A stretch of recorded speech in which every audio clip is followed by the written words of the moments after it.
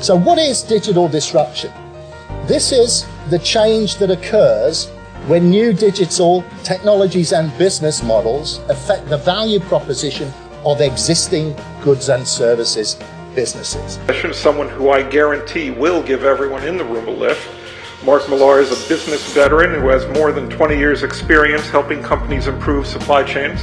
He has lived in 8 countries. He's been named in publications a pro to know, one of the top 20 who's who of the power players in supply chain management in China. To take you through the afternoon, Mark Millar.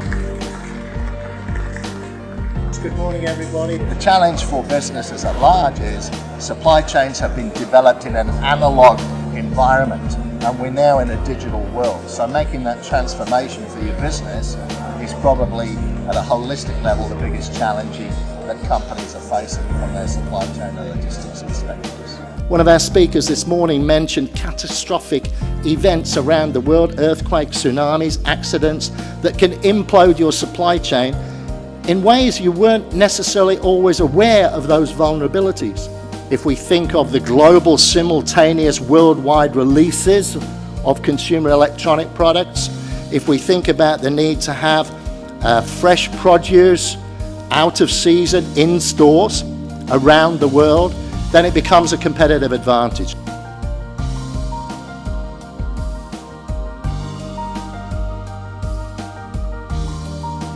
This is the Asia era. This latest report from McKinsey, which plots the world's top 50 cities by GDP, projects out that by the year 2025, that's not that far away, more than 20 of them will be in Asia. We're increasingly seeing chief supply chain officers' positions in the boardroom, on the strategic agenda, at the decision-making driving engine of the business.